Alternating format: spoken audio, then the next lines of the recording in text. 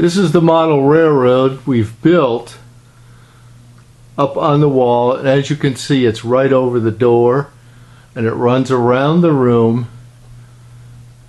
And over here it's over the window, and we go all the way around the room,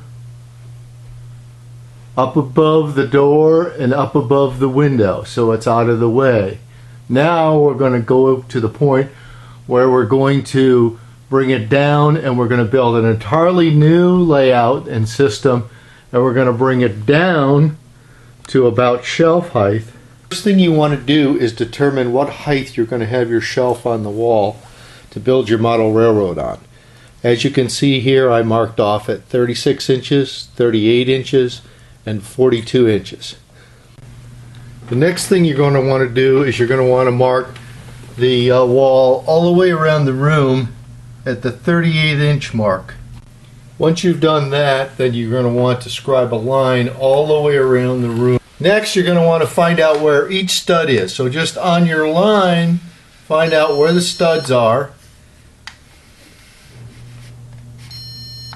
The next thing you need to do is to lay your shelf down on the floor to see how it fits. I'm doing an 18-inch wide shelf all the way around the room.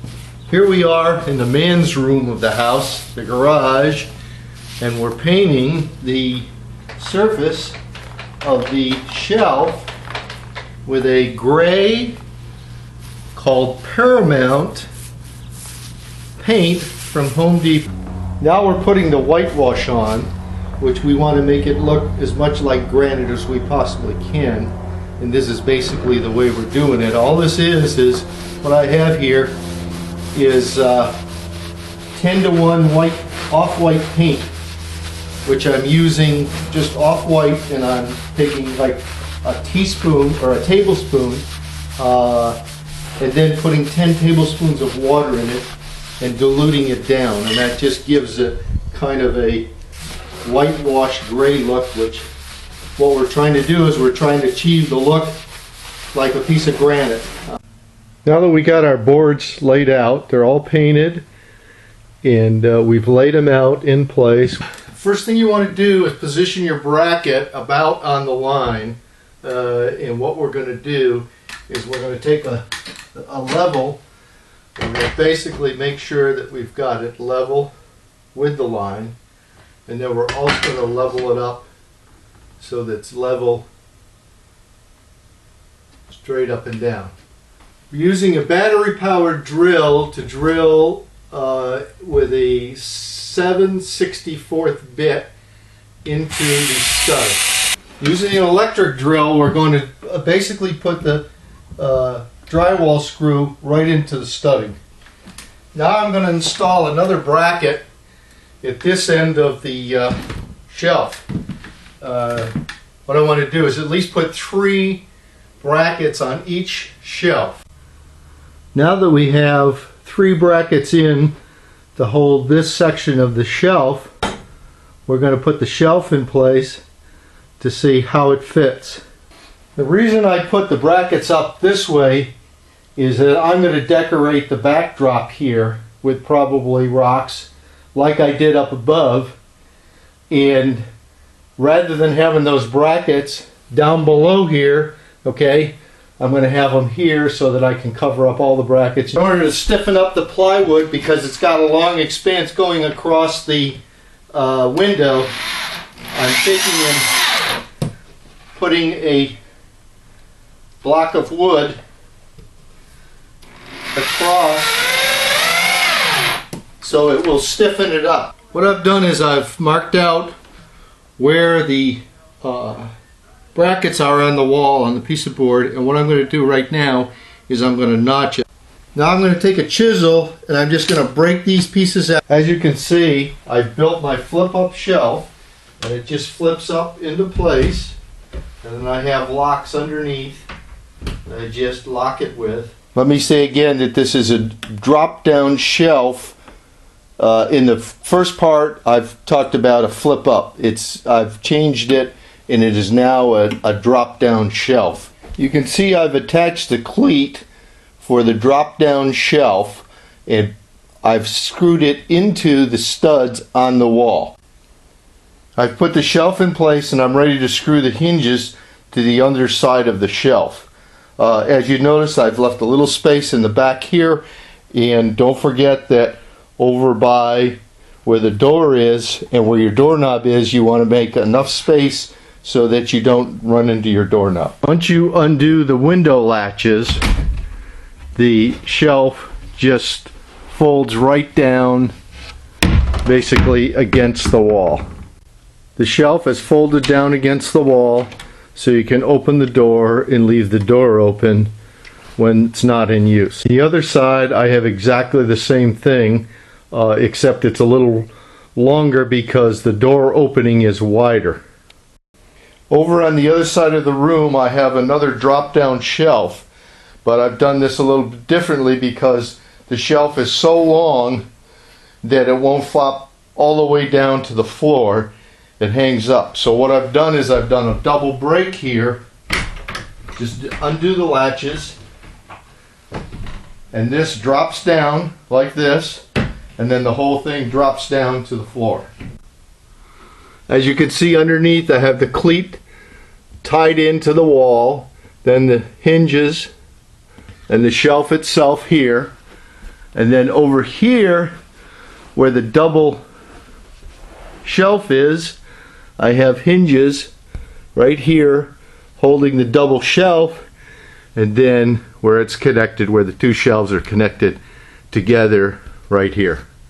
If you were going to put it just on the shelf, you'd put the cleat right underneath the shelf here and then attach your shelf that would drop.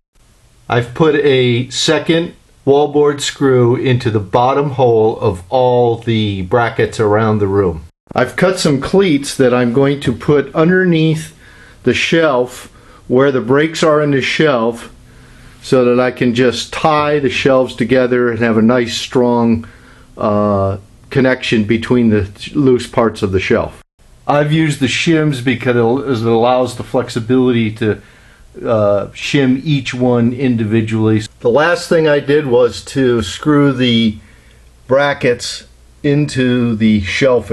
Where you have your space, what you want to do is put a cleat underneath, screw this in underneath the shelf itself. Once you've screwed it in place, then you can come back with your insert piece, insert it in, and then screw it into place. Now you also want to take a cleat and you want to put it underneath the shelf and screw it in underneath the shelf, tying the two pieces together. As you can see, I've tied the two pieces together with a wood cleat. Here's the shelf all the way around the room, complete.